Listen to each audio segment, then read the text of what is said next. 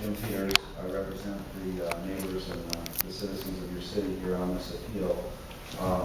We received information in November of last year about the nature of this project, and we were concerned that it violated the zoning ordinances, so that's why we filed the appeal. And I guess what I'd like to first direct your attention to, I did submit a written document that I believe the assistant mayor provided me with. And I'd like to point your attention to Exhibit B. It's a letter from URS dated November 11, 2010. Put it up on the screen there as well. And what we have here is a letter from the consultant hired by the city to the MPCA to get a permit on this project, or at least to start the permitting process and apply for technical assistance. And I'll read from a couple portions of it. First, in the first paragraph, the city of Minneapolis is submitting this application to request technical assistance in connection with their potential purchase and redevelopment of the reference property. So this was November 11th of last fall as part of the city acquisition of this property. And this, the letter goes on in the second paragraph to say, the city of Minneapolis has plans to redevelop the subject site as a solid waste transfer station and household hazardous waste collection facility. And then if you go down to the bottom of the letter, it says, in this letter, the city of Minneapolis is requesting a no association determination for the following proposed actions. And the third action is construction of a household hazardous waste collection facility in the northern portion of the property, a solid waste transfer facility in the southern portion of the property. So that's the way that this was presented to the MPCA in November 11th of 2010. And we filed our appeal, or our request for a determination on November 29th, about two weeks later. And our grounds for our objection are set forth in my letter. I won't read them all over, but essentially the zoning code doesn't allow waste transfer facilities. The city was applying to the MPCA for a waste transfer facility, and so we asked the zoning administrator to make a determination that this project was not allowed in this zone. It's predominantly a residential area. It's got I-2 zoning for some purposes, but it's predominantly residential. And so the determination came back at the end of January, and then we appealed it on February 7th. The Board of Adjustment affirmed and said that it was okay, the determination stood. What I want to, just from a legal standpoint, I'll highlight a couple things, let the citizens talk about their residential things. And I hope the city attorney has looked at some of these things, but the law on uses, I believe, is pretty clear in that, first of all, you can't have the waste transfer station in an I-2 zone because it's prohibited. It's just the ordinance prohibits it. If it's a waste transfer facility, as the city was saying in November, then you can't have it there. Second, even if it were recycling, as Mr. Poor states, the recycling part of it is separate from the waste transfer. Waste transfer is a separate function, and therefore it can't be an accessory use. Legal concept, and I would ask maybe you can ask questions of your city attorney on that. And third, if you go to the case law and the standard legal dictionaries or reference sources, and I put one up, and I didn't give you a copy of this, but I have it here. I referenced it in my materials for your lawyer. But the law is that if you have a project with multiple uses in it, one of them is principal, one of them is accessory. The law is that the accessory use can take place unless the ordinance prohibits it. So you can't have an accessory use that the ordinance prohibits. Even if it's not the primary use, if it's just accessory, you still can't do it if the ordinance prohibits it. Because then you could see the problem. You know, you could say, well, my primary use is a grocery store, and a couple hours a week it's a strip club. You know, you can see the potential for abuse here. And so that's the basic rule, and I think that should be looked at. Maybe in this period of time, you can have the attorney look at that, because I don't think, first of all, I believe that this is proposed as a transfer facility, and what the city's trying to do is now recast it after the fact to try to make it fit, and they see the problem with the zoning issue. But the fundamental problem is I just don't see how you can't fix it. I mean, if it's a waste transfer facility, and it's an important part of the project, even if it's not the majority, if it's just a smaller part of it, it's still prohibited. And so to really follow your ordinance and the intent and respect that, the city's either got to, if they want to do this, they have to either try to rezone the property and make this a conditional use and raise it to I-3, or you've got to go through a variance process.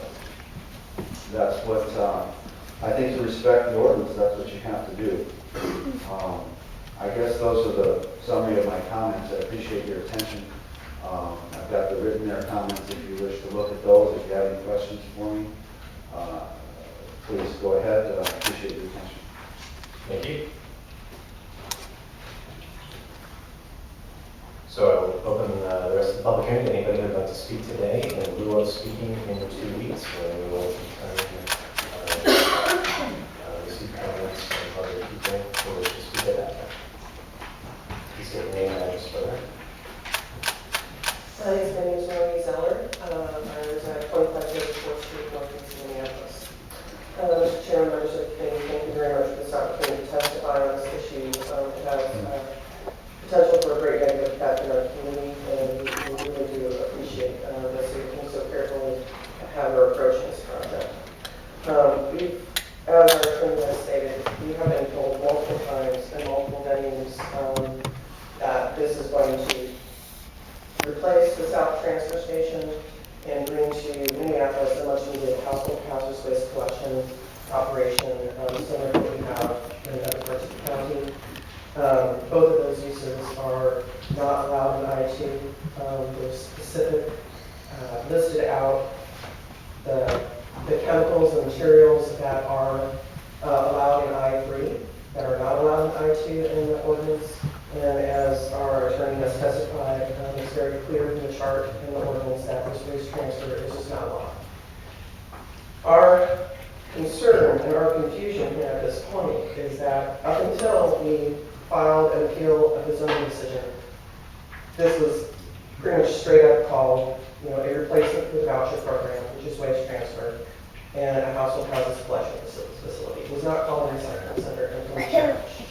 So that in and of itself is confusing.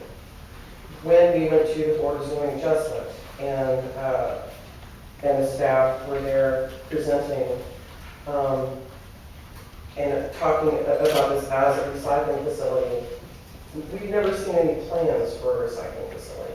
The traffic study that the city paid for was based on a waste transfer facility for the voucher program and household hazardous waste collection.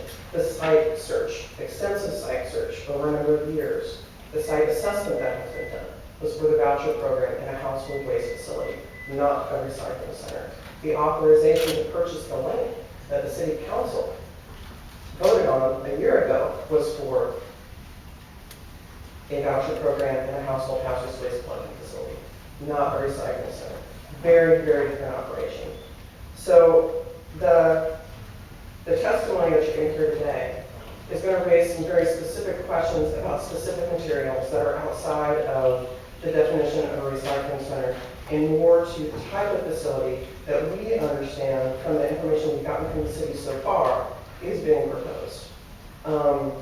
And now that we potentially have another chunk of time, that would give council members and your staff some time to look into this, talk to Public Works, talk to other folks about really truly what is going to be handled at this facility so we can make a good determination here.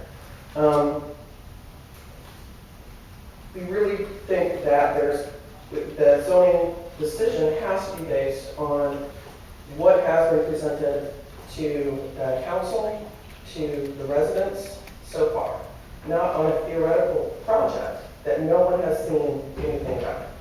We have not seen a plan for a recycling center at the site. I have over 20 years' experience in environmental policy.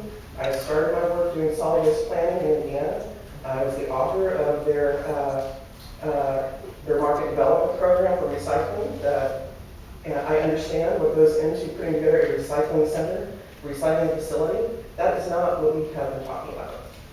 It's a very different function, a very different operation, requires a different traffic study, a different site assessment. You put a lot of money out there for a specific program that is not a recycling center. So we respectfully ask that you look at that. And as our attorney said, we need to go through the proper process for the zoning for this parcel and for this project. And we ask you to please respect the residents and involving us in that since it is so close to our homes. And with that, I would close and let my neighbors speak also to some of the specific materials and functions that we have concerns about. Okay, thank you. Thank you very much. Anyone else? Please state your name and address for the record.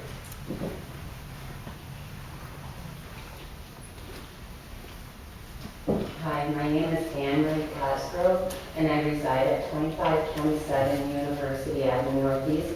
And I do want to thank you for making this happen today, allowing us to go on. I left my going away party from Northeast Middle School to come here today. So I need to responsibly dispose of unwanted pesticides, rodent poison, herbicides, or fertilizers. Will I be able to bring them to this facility? Collection, storage, and disposal of these materials is prohibited in an I-2 zone land. If those materials are not to be handled, then this is not the type of facility that the council approved land purchase for last year, nor is it the type of facility that has been explained and promoted to the area residents by the city and county. Thank you very much. Thank you. Anybody else? My name's Greg Cruz. I live at the 2609 University of the Northeast. The facility will be essentially about 20 feet from my property.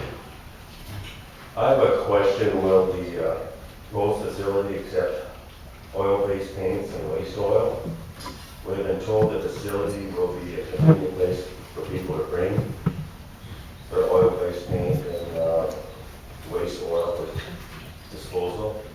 We would like to know if anything changed. We want to know if the whole facility will accept these. Thank you. I'm Karen Tyler, 2522 State Street Northeast. And my question is, will the proposed facility accept construction debris? The South Transfer Station accepts most types of the construction and demolition debris for property owners, including, according to the city's website,